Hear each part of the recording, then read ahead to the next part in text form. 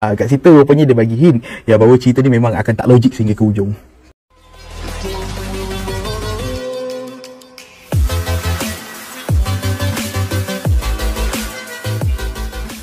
Hai, selamat datang ke Pod Gebang. Okey, dalam video kali ini aku nak buatkan satu movie review berkenaan satu movie yang baru saja dilancarkan di satu platform online streaming iaitu Disney Plus Hotstar. Baru-baru ni aku baru saja langgan Disney Plus Hotstar ni even selepas sebulan ianya dilancarkan di Malaysia. So aku pun tengah buka. So movie pertama yang aku tengok dalam Disney Plus Hotstar ni adalah cerita Zombitopia. Zombitopia ni kebetulan baru saja dilancarkan di Disney Plus Hotstar, tayangan pertama kalinya di Malaysia pada 2 Julai 2021. Sepatutnya filem ini ditayangkan pada 13 bulan Februari 2020 tahun lepas sebelum pandemik berlaku, tapi pada masa tu dah mula ada penularan wabak, kemudian penggawaian pun dah mula ada social distancing pada masa tu, even belum PKP masa tu. So aku rasa producer decide untuk postpone cerita ni, tayangan ni, dan akhirnya telah dipostpone sehinggalah ke hari ni, dan ianya ditayangkan di Disney Plus Hotstar, tidak di Pawagam. Filem Zombitopia ni sebenarnya telah diarahkan oleh satu pengarah yang sama juga mengarahkan cerita KL Zombie yang mana telah ditayangkan pada tahun 2013 itu, iaitu saudara Woo Ming Jin. So adakah Zombitopia ni adalah kesinambungan ataupun ada kaitan dengan KL Zombie? Pada aku rasa memang tak ada, dan pengarah pun macam tak ada mengatakan ada any kesinambungan ataupun relationship berkenaan dua movie ni. Dan bila aku tonton aku tengok memang tak ada kaitan langsung. Cuma apa yang boleh mengaitkan antara dua filem ini adalah dua-dua filem akan aku lupakan. Okey, filem Zombitopia ni dia mengisahkan 15 tahun dahulu Malaysia telah berlaku penularan wabak zombie, mana manusia telah menjadi zombie. Kemudian ditunjukkan juga watak utama iaitu Zedek yang dilakukan oleh Shahzy Sam, tapi pada masa tu watak kanak-kanak lagi. Dia telah lari daripada zombie sebab ada satu zombie ni serang rumah dia. Aku tak tahu yang digigit tu adalah mak dia ke ataupun itu penjaga rumah anak yatim ke apa, sebab di pertengahan cerita dia tunjuklah yang Zedek ni duduk kat rumah anak yatim.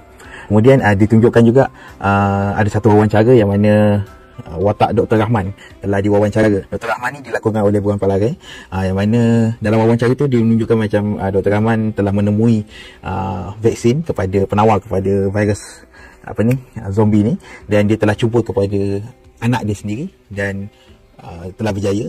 Dan di situ macam ditunjukkan virus penularan zombie ni dah terhenti dan berjaya dikawal dan berakhir lah. Itu yang aku faham lah dekat scene tersebut. Kemudian scene tu terus beralih kepada 15 tahun kemudian, iaitu pada waktu sekarang, yang mana masa ni Zedek telah dewasa. Dia stay dengan Hasan yang dilakukan oleh Azman Hasan. Kehidupan dua watak ni ditunjukkan macam mereka mengalami post apokalips lah, post zombie era, yang mana ada ahli keluarga diorang yang mungkin terkorban akibat wabak zombie tu. Dan diorang macam si Azman ni ada macam gangguan mental sikit.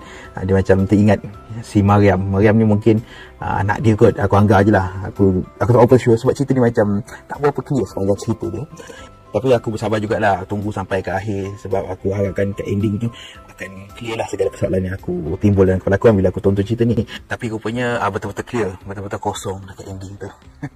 Perjalanan plot cerita Zombitopia ni dia tak terlalu straightforward. Dia ada diselingkan dengan flashback pendek lah, yang mana tapi flashback pendek tu dia tak buat apa menyeluruh. Dia cuma tunjukkan scene-scene mana watak si Zedek ni pada waktu kecil bersama dengan watak Zoe dekat rumah anak yatim. Tapi itulah macam aku cakap tadi, tak ada jawapan yang aku dapat di akhir cerita tu. Secara jujurnya benda yang menarik perhatian aku untuk tonton cerita Zombitopia ni adalah barisan pelakon dia, sebab banyak barisan pelakon yang agak hebat macam Shahzy Sam, Buan Palagai, Syed Fahmani, Azman Hasan, Elvina Muhammad ni aku tak kenal, cuma aku tahu dia banyak berlakon drama sebelum ni. So cerita ni banyak barisan nama-nama besar yang membarisi cerita Zombitopia ni. Dan even dia punya berita promosi cerita ni pun headline dia tulis barisan nama besar membintangi cerita Zombitopia. So aku macam okay, maybe cerita ni adalah cerita yang quite good, sebab walaupun aku agak skeptikal bila aku tengok tajuk dengan Zombitopia. Aku memang bila aku tengok Zombitopia ni, aku tengok tajuk lah kan, aku teringat macam cerita KL Zombie ke. Maksudnya aku tak tahu dia pengarah yang sama mengarahkan dua cerita ni. So aku terpedaya jugalah untuk menonton cerita Zombitopia ni. Dan bila aku tonton, aku memang kecewa. Tapi untuk lakonan dalam cerita ni, aku taklah kecewa sangat, sebab lakonan daripada Buan Palagai scene dekat wawancara tu aku tak suka. Aku macam tengok dia macam terlalu kekok, macam pelik. Tapi maybe watak dia mungkin sebegitu. Tapi bila watak dia selepas 15 tahun, dia lebih bersifat antagonis kan, lakonan dia quite good, okay kat situ. Kemudian lakonan Shazzy Sam okay juga. Cuma adalah beberapa scene yang aku rasa macam kenapa dia buat macam tu, kenapa dia berlakon macam ni, itulah. Tapi tak berapa banyak. Kemudian lakonan Azman Hassan yang macam blur-blur sikit tu aku agak suka. Itu aku rasa Azman Hassan punya lakonan quite good dalam cerita ni. Kemudian Sharifah Farmandi punya lakonan pun okey, cuma adalah beberapa scene aku rasa macam lost. Kemudian lakonan Elvina Muhammad jadi Zoe, yalah dia zombie kan, dia macam tu lah, dia tak banyak cakap, tak banyak dialog apa kan, tapi okey je, muka dia nampak macam innocent, zombie yang innocent kan. So quite okey lah, tak ada yang teruk sangat. Cuma aku nampak pelakon-pelakon ni macam dia orang sendiri pun aku rasa macam agak blur dengan watak dia orang tu. Daripada filem ni lakonan quite good, tapi hala tuju lakonan, bukan hala tuju lah, maybe skrip jalan cerita tu yang menyebabkan lakonan pelakon-pelakon ni macam sia-sia je, macam tak ada hala tuju. Kemudian untuk visual dan juga sinematografi dalam filem ni, visual sinematografi ada serta tempat yang aku tengok macam okey jugalah, tak terlalu klise kan. Cuma dia macam kita tengok cerita indie pun ada juga filem-filem indie punya style cinematography shot kan. Kemudian dia ada penggunaan CGI. Penggunaan CGI ni dia boleh katakan sedang-sedang lah. Kita tak nampak sakit mata lah. Even ada satu makhluk yang agak science fiction dekat ending tu, tapi dia tak nampak terlalu kartun. Yes, nampak animated, nampak animasi, tapi ianya tak nampak terlalu kartun sampai kita macam apa benda ni. CGI dia aku tak cakap bagus, dia on par lah, sedang-sedang aja. Janji kita tak sakit mata sudah. Cerita ni juga dia ada cuba menerapkan unsur emosi yang lebih lah berbanding cerita KL Zombie dulu. KL Zombie tu dia lebih komedi ringan. Cerita ni konon dia nak berat, dia nak macam ada emosi, tapi itulah dia macam dia cuba nak ambil vibe cerita apa yang cerita tu Train to Busan punya vibe. Even ada satu scene tu terjun daripada jambatan tu macam scene dekat dalam Train to Busan, hero terjun daripada kereta api kan. Bila aku tengok scene tersebut, aku rasa macam agak kecewa lah. Aku rasa macam aduhai, kenapa lah dia try to replicate the same scene dalam cerita tu in the same theme tu, tema yang sama. So maka mengikut kategori untuk filem Zombitopia ini, korang tengoklah sendiri.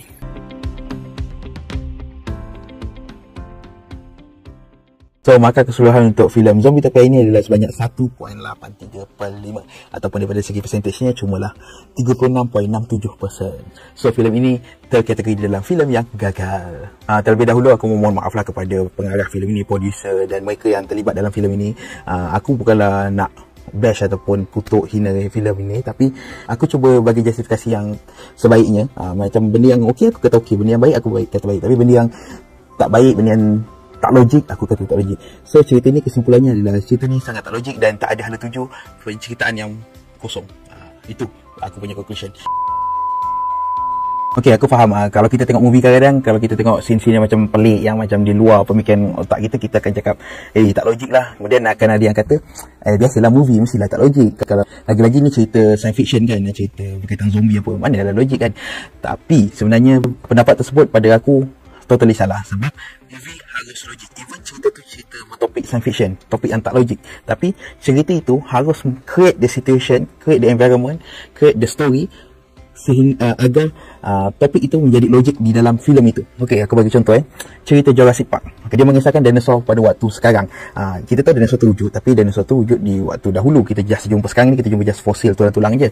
Dalam cerita Jurassic Park tu dia orang tunjukkan dia orang ada teknologi yang mampu mencipta balik, create balik sel-sel si dinosaur ni, hingga dinosaur ni boleh dicipta balik, dihidupkan kembali.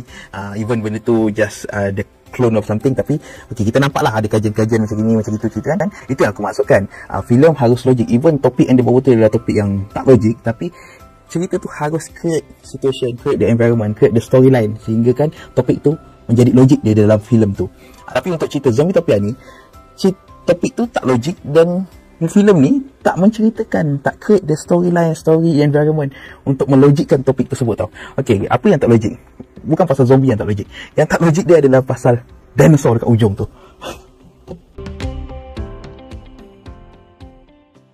sampai sekarang aku masih tak faham kenapa dia pilih makhluk dinosaur tu untuk cerita ini.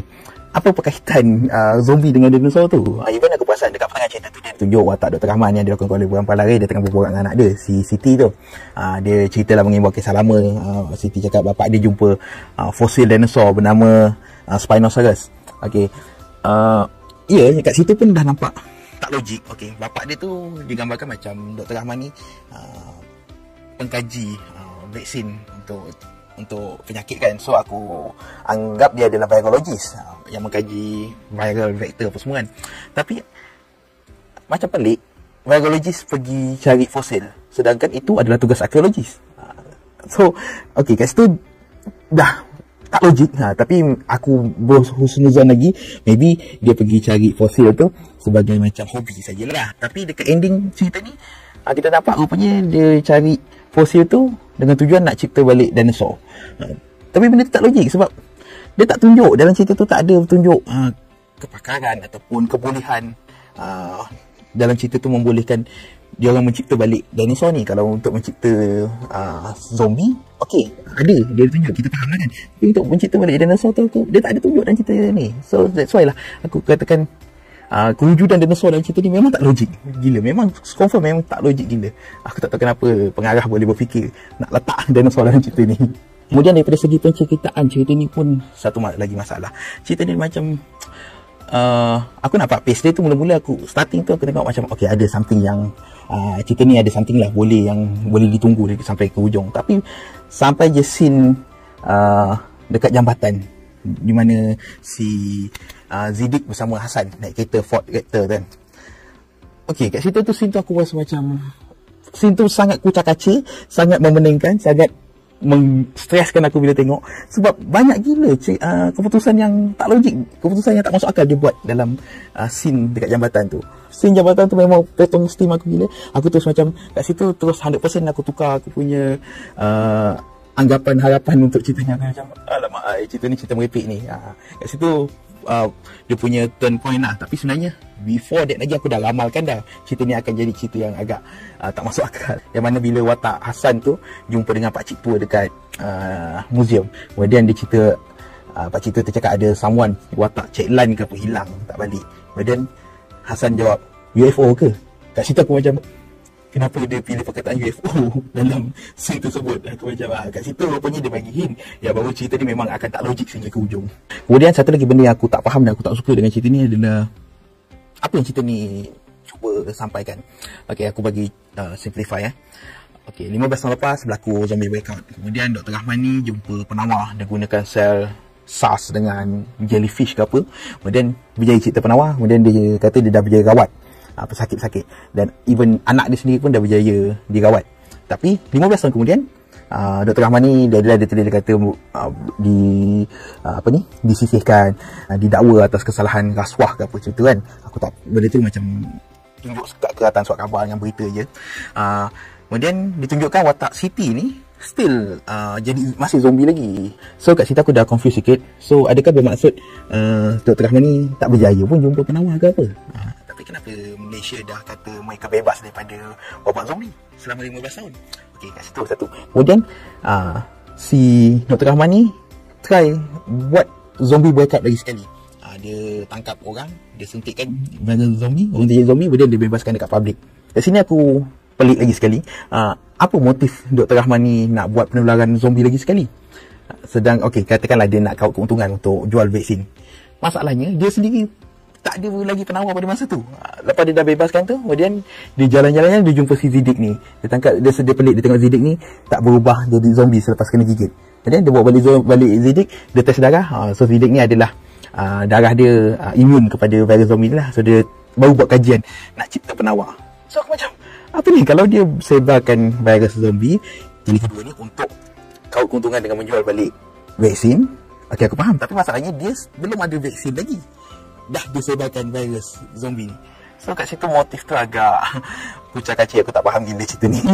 Okay, last benda yang aku nak pinpoint pasal kelemahan cerita ni adalah CGI dia. Even aku kata CGI dia ni taklah teruk sangat, tapi ada satu CGI decision yang dia buat dekat last tu, watak last di mana si Syaif Rahman ni baling bom tau.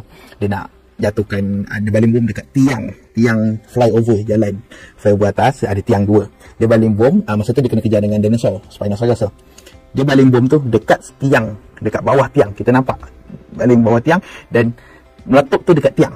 So, bom secara logiknya bila letup kat tiang, tiang tu patutnya akan roboh, patah, dan flyover tak akan hempap si dinosaur lah. Okey, aku boleh terima benda tu. Tapi the problem is meletup dekat tiang, tapi yang roboh bukan tiang, tapi jejantas yang kat tengah ni, yang jalan antara tengah ni yang roboh.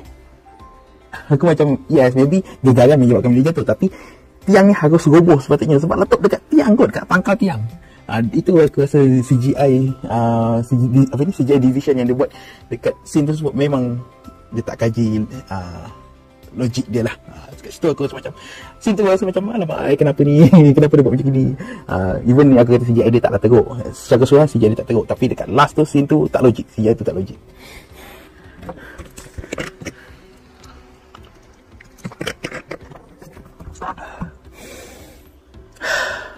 So itu saja aku punya pendapat berkenaan dengan cerita Zombietopia ni. Aku harap kalau pengarah ke anyone yang terlibat dalam video ni, kalau dia tonton video ni, aku mohon maaf lah kalau dia terkecil hati, terasa hati ke. Tapi memang ini apa yang aku faham, apa yang aku nampak daripada movie ni. Aku kecewa lah sebab aku tengok pelakon macam pelakon hebat-hebat. Aku harapkan cerita ni cerita yang walaupun ceritanya tak hebat, tapi at least cerita tu okey lah ditonton. Tapi rupanya cerita ni memang tak okey untuk ditonton. Itulah aku cakap, ceritanya tak logik, ceritanya tak ada hala tuju. Aku tak faham ceritanya apa yang dia nak tunjukkan sebenarnya. So sebelum aku akhiri video ni, aku mohon maaf lah sekiranya aku ada terkasar bahasa, silap kata, salah fakta ke apa, mengguris hati mana-mana pihak. Dan semoga kita berjumpa lagi di lain video, insyaAllah. Assalamualaikum.